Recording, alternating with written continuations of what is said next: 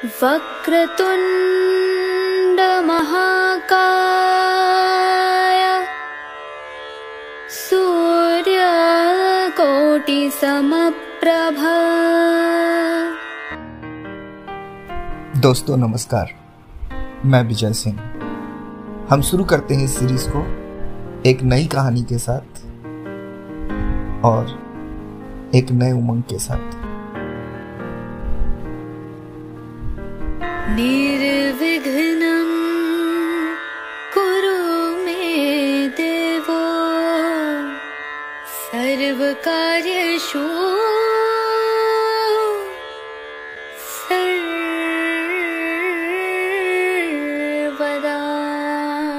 तो आइए दोस्तों, आज सुनते हैं आज की कहानी सारांश। मनीषा और जुगल को आज तलाक के कागज मिल गए थे। दोनों साथ ही कोर्ट से बाहर निकले। दोनों के परिजन साथ थे और उनके चेहरे पर विजय और सुकून के निशान साफ झलक रहे थे। इस जीत में जुगल और मनीषा दोनों की खुशी नहीं थी। ऐसी जीत थी जिसमें दोनों शायद हार ही गए थे।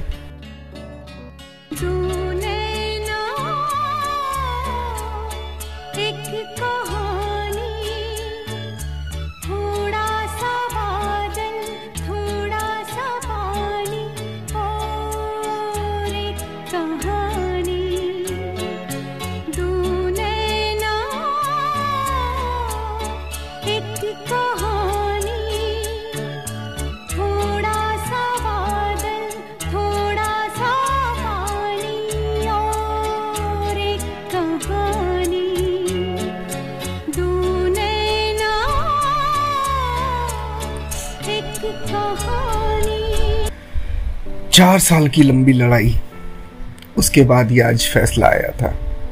10 साल हो गए थे शादी को, मगर साथ में सिर्फ 6 साल ही रह पाए थे। 4 साल तो तलाक की कार्रवाई में लग गए। मनीषा के हाथ में दहेज के सामान की लिस्ट थी जो अभी जुगल के घर से लेना था, और जुगल के हाथ में उन गहनों की लिस्ट थी जो मनीषा से लेने थे। साथ में कोर्ट का ये आदेश भी था कि जुगल मनीषा को 10 लाख रुपए की राशि एक मुश्त देगा। मेरा कुछ सामान तुम्हारे पास पड़ा है, मेरा कुछ सामान तुम्हारे पास पड़ा है। ओ सावन के कुछ भीगे भीगे दिन रखे हैं, और मेरे एक खत में लिपटी रात पड़ी है। वो रात बुझा दो, मेरा वो सामान लौटा दो। वो रात बुझा दो, मेरा वो सामान लौटा दो। मेरा कुछ सामान।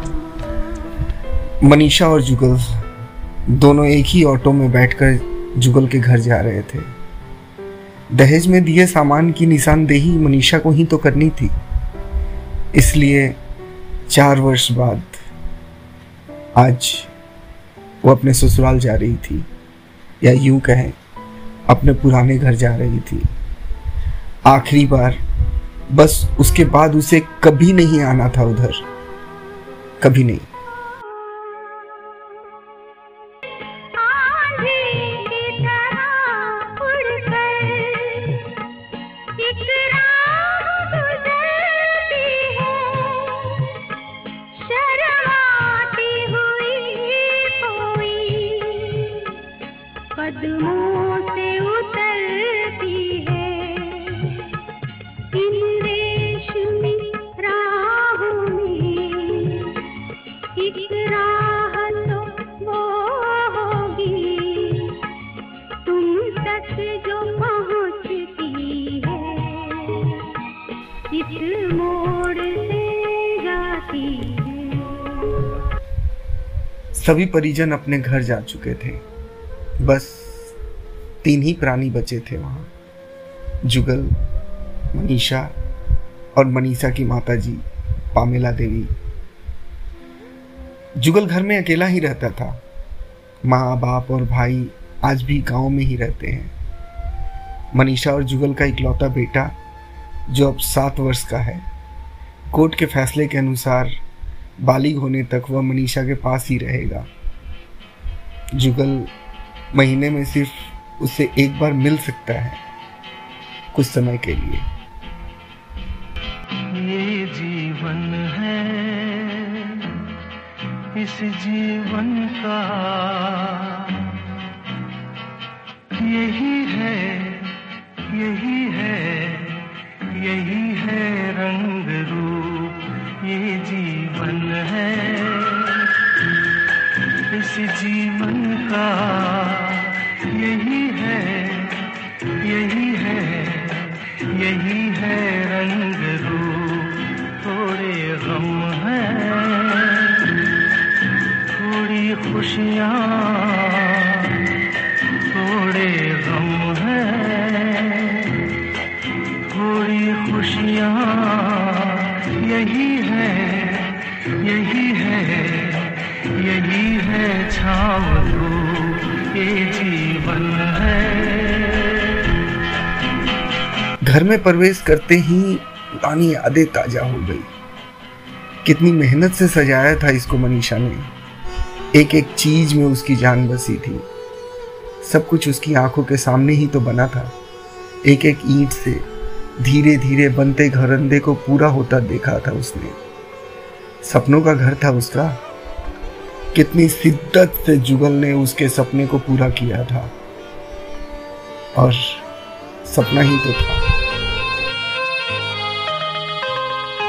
देखो मैंने देखा है ये एक सपना, फूलों के शहर में है घर अपना।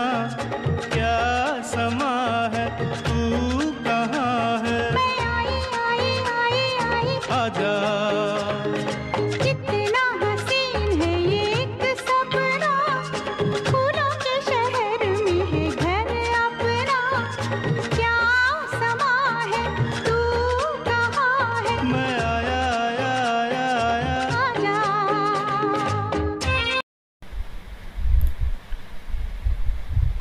जुगल थका हारा सोफे पर पसर गया और बोला, ले लो जो कुछ भी चाहिए, मैं तुम्हें नहीं रोकूंगा। मनीषा ने अब गौर से जुगल को देखा। 4 साल में कितना बदल गया है। बालों में सफेदी झांकने लगी है। शरीर पहले से भी आधा रह गया है। 4 साल में चेहरे की रौनक जैसे गायब ही हो गई है।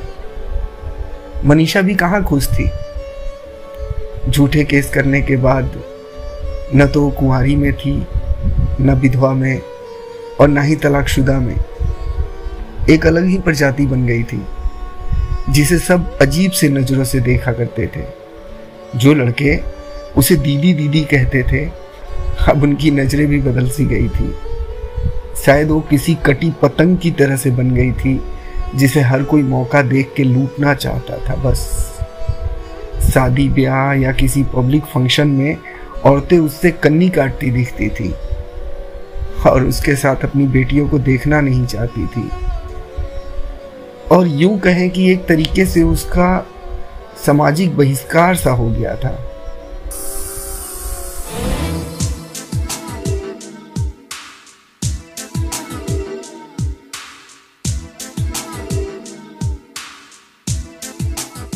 कोई फरियाद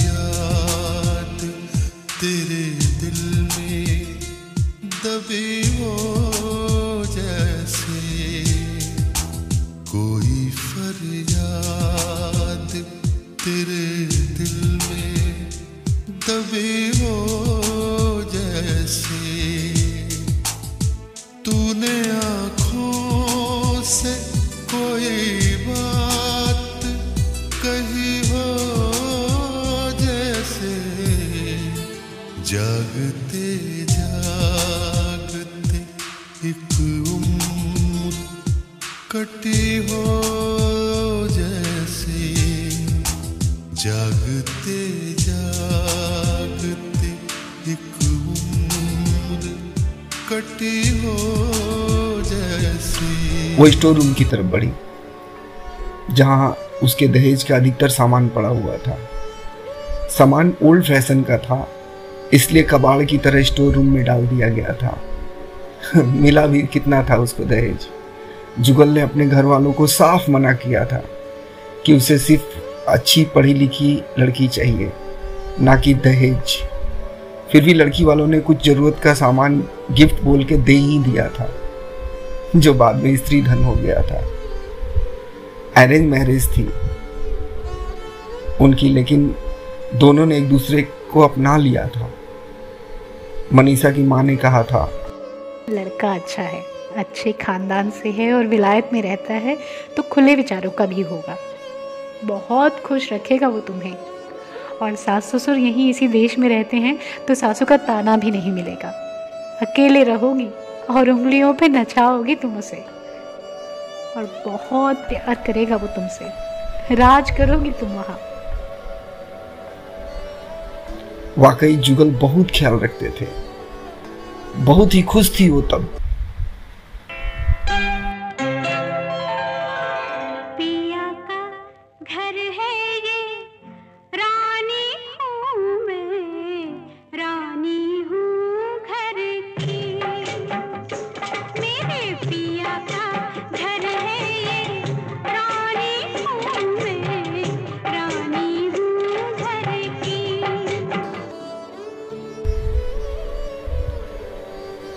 माँ ने जैसा कहा था वो राज कर रही थी, लेकिन उसे शायद कुछ समय बाद एहसास हुआ वो जुगल को अपनी उंगलियों पे नचा नहीं पा रही है, क्योंकि जुगल बहुत सुलझे हुए इंसान थे।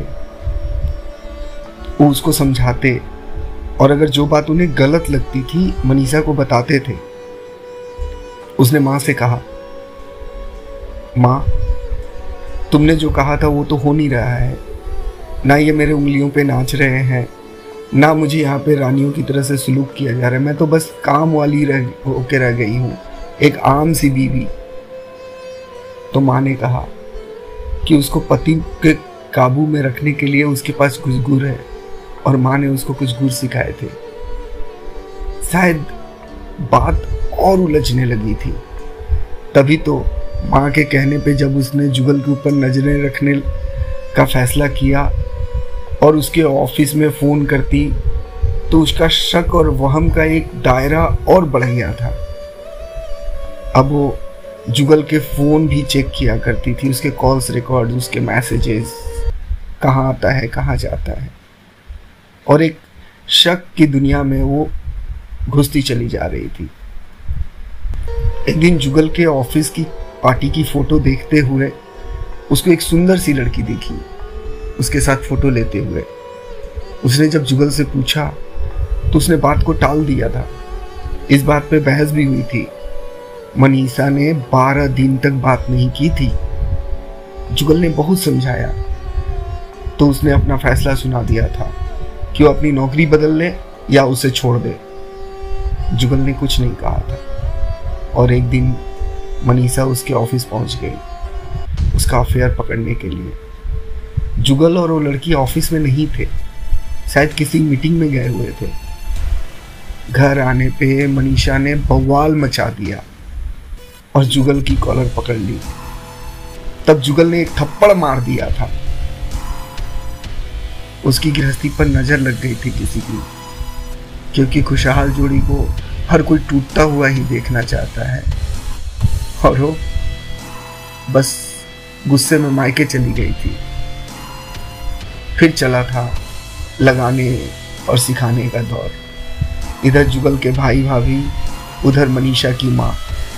नौबत कोर्ट तक जा पहुंची और तलाक हो गया। न मनीषा लौटी न जुगल लाने गया।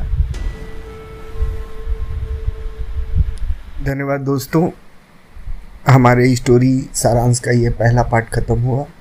मिलते हैं आपसे इसके दूसरे भाग में। Thank you.